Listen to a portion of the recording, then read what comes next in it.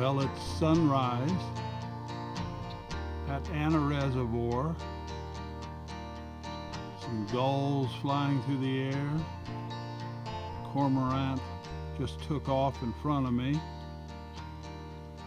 There's some western grebe out in the middle there. Not in the middle, but just out about, well, there's one out about 100 yards, about maybe 50 yards.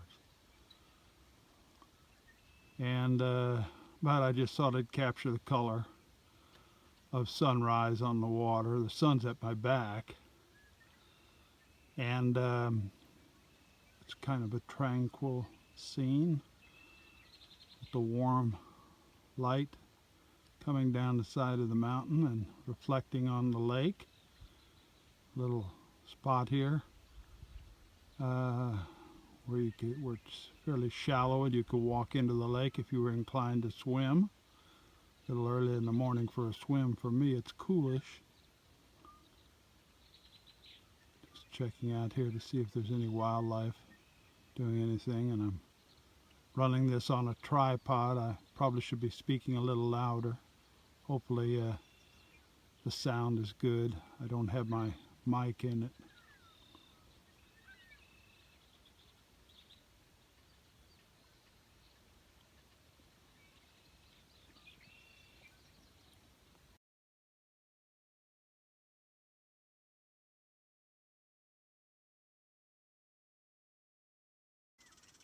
It's a clear day, not a cloud in the sky.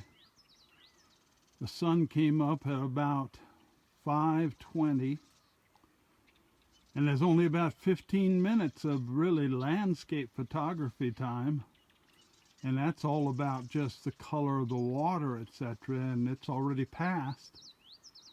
No dramatic clouds, so you better focus on the water.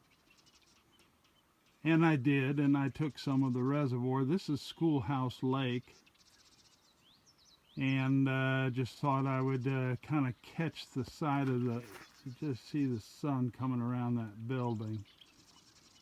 But yeah, you look for cloudy skies when you want landscape, and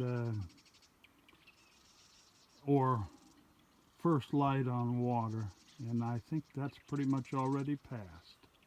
Oh, just an added comment, just my point of view, just a notion that landscape photography is about, to me, at least 50% of just getting up early or being late. Is it just capturing the 15 minutes of special light in the morning or in the evening?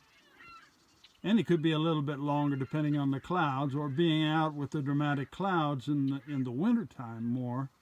But there's not huge amounts of time during the day when landscape photography is very ideal. And so many people don't seem to get that point, that they're up taking pictures of the landscape in the harsh light, and it's just a common image. It's all about the way the light looks when it's in a special time of day, or with special cloud covering, or just the way the light plays on the land, I guess.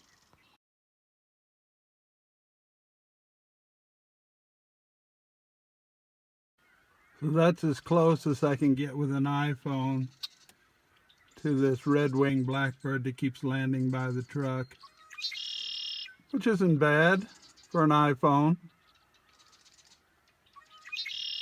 I'm kind of experimenting with how you can photograph wild birds with an iPhone, and I think you could probably even hear the chirping of the red-winged blackbird.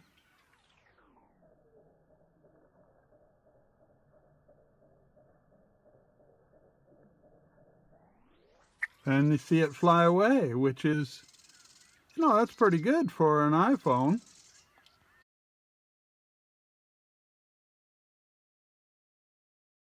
Well, I never know what I'm going to be videoing, and so you got to sort of be relaxed and enjoying the moment to see what to actually video sometimes, because it wouldn't have occurred to me if I was out ambitious to get birds to just take this shot of these bugs. But they are thick in here. I don't know, maybe somebody can identify them. But if they're mosquitoes, they sure aren't biting. But there's a lot of your source of life on the marsh right there. I mean, how many swallows can these guys feed?